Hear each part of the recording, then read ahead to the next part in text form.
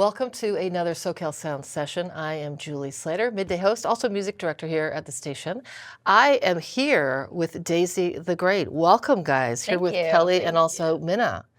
Thanks for coming to CSUN Northridge. Of course. On this beautiful, warm, we're starting to get into the summer, so we're getting a little scared.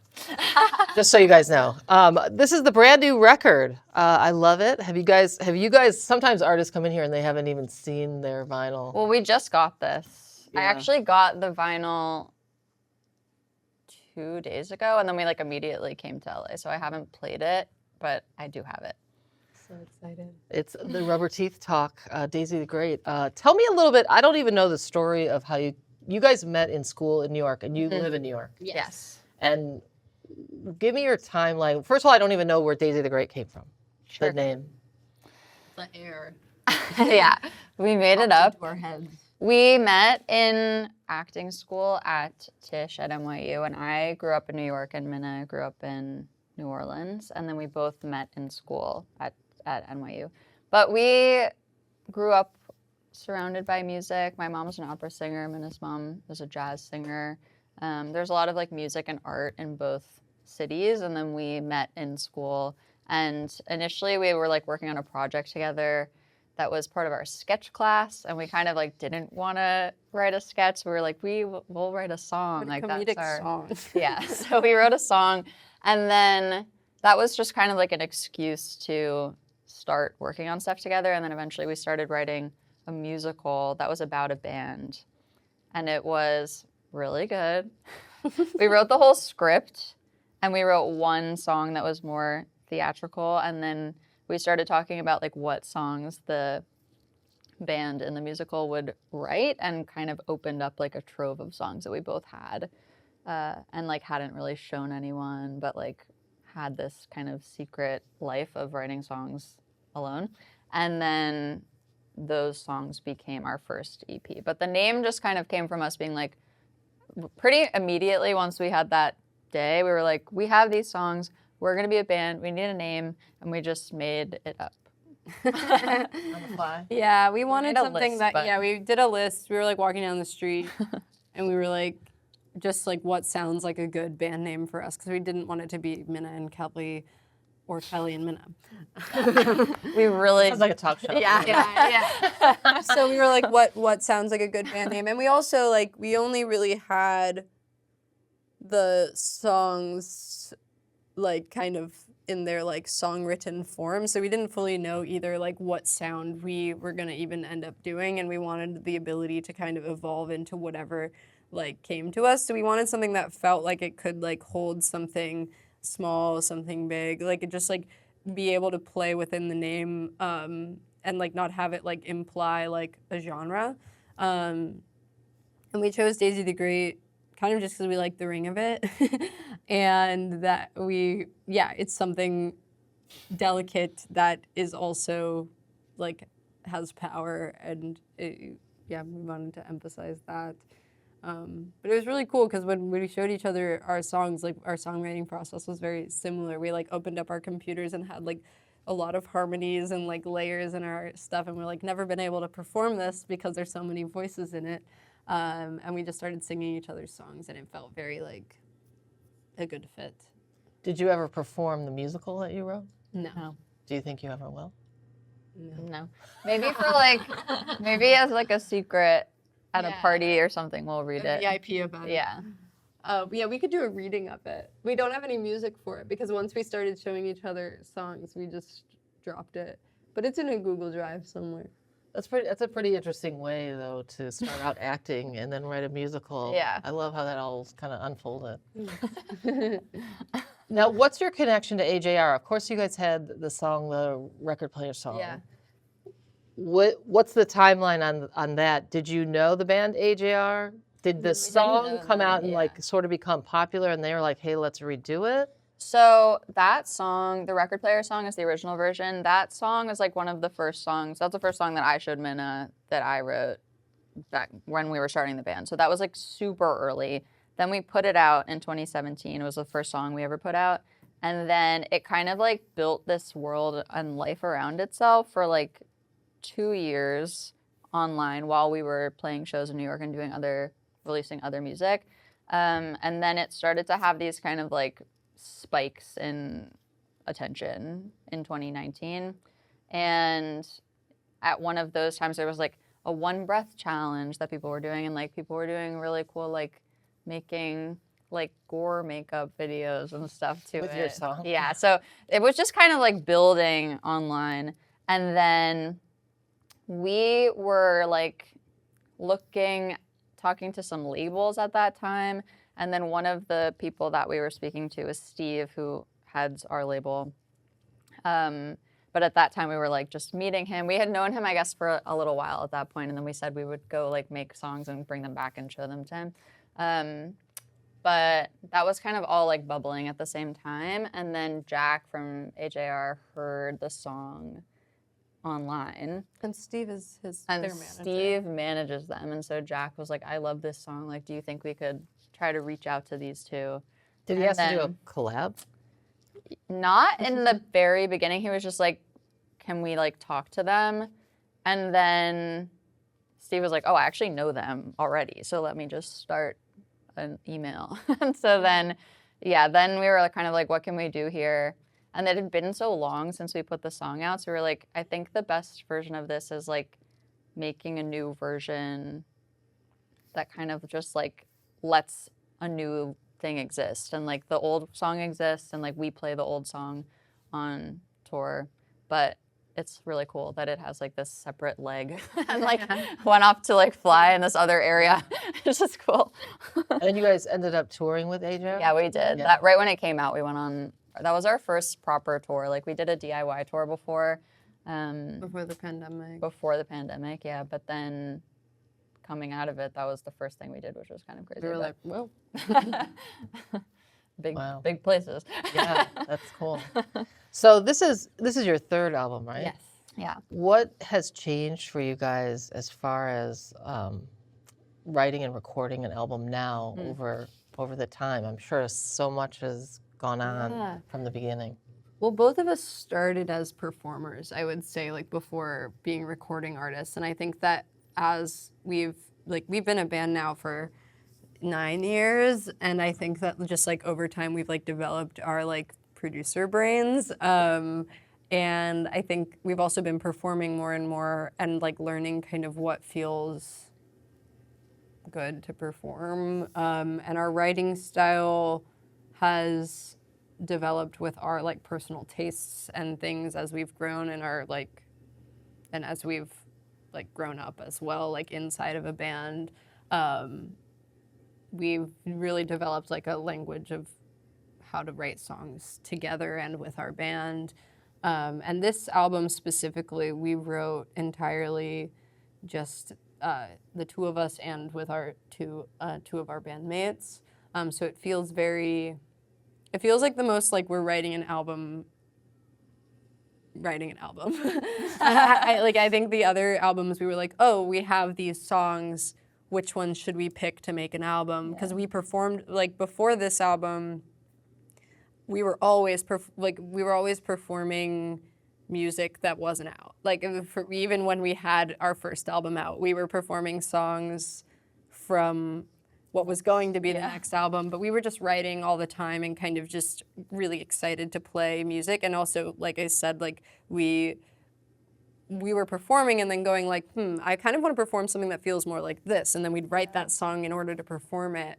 And I think that this album, we wrote it in order to record and then perform it. So we had some time after we toured our second album, All You Need Is Time, and we had some time. How much time did it take to write it?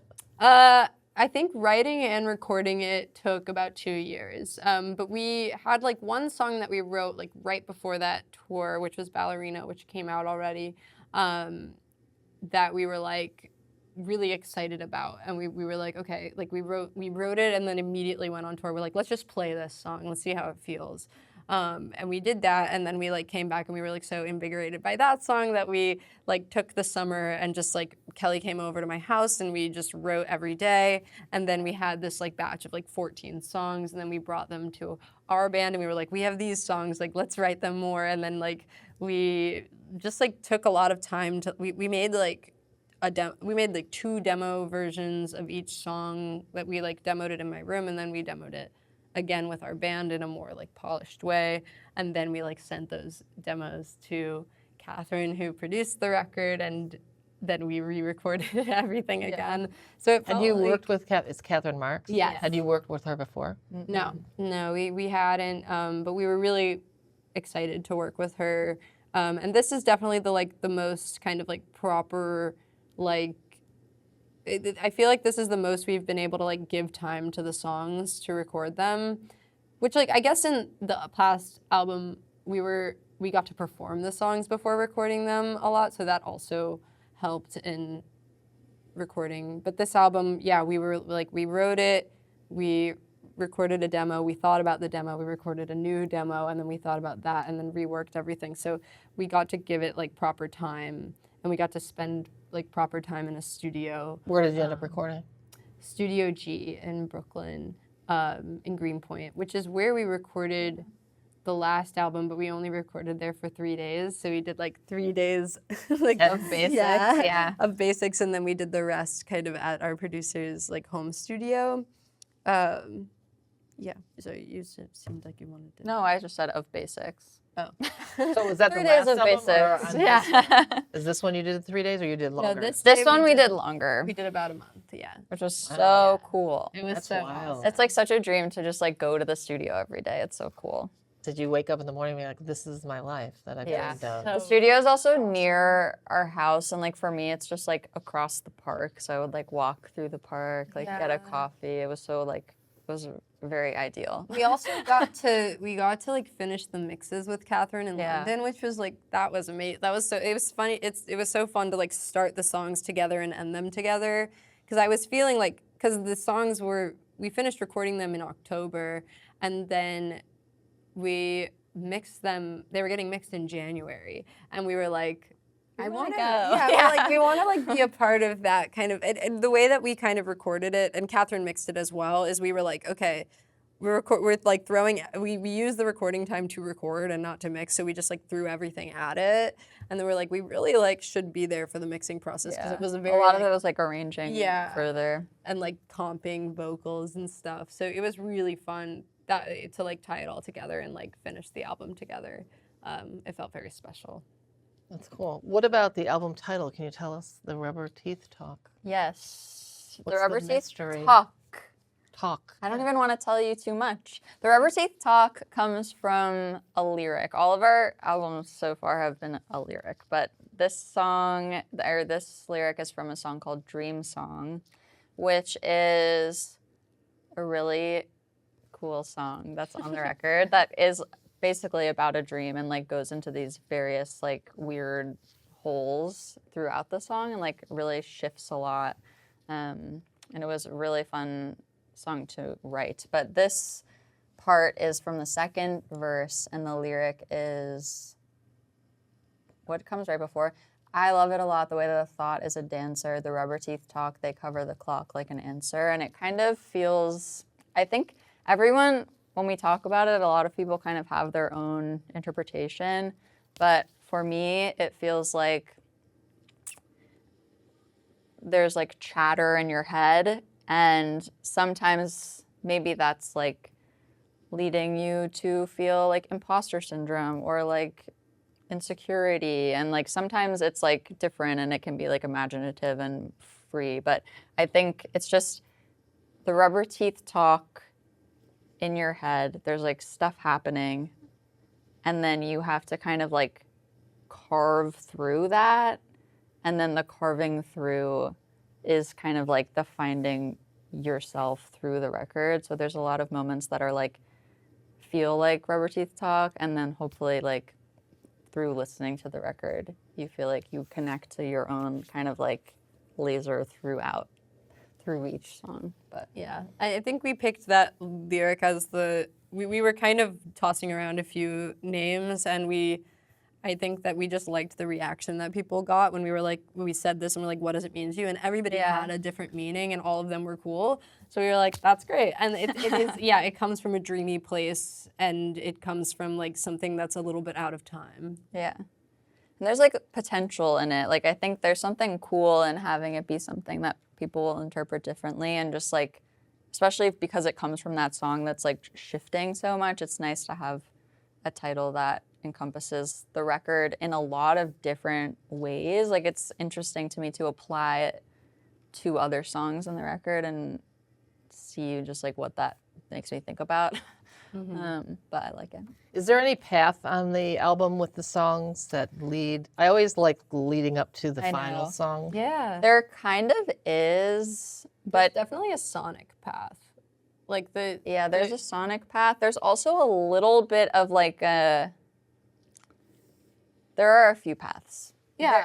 I don't want to say, I don't want to give up I know, too I don't much. want to say too much, but I I think there's a path in my head of like connection to yourself that like moves through the record intentionally. Like the order is definitely very intentional, but it's not necessarily like super linear feeling.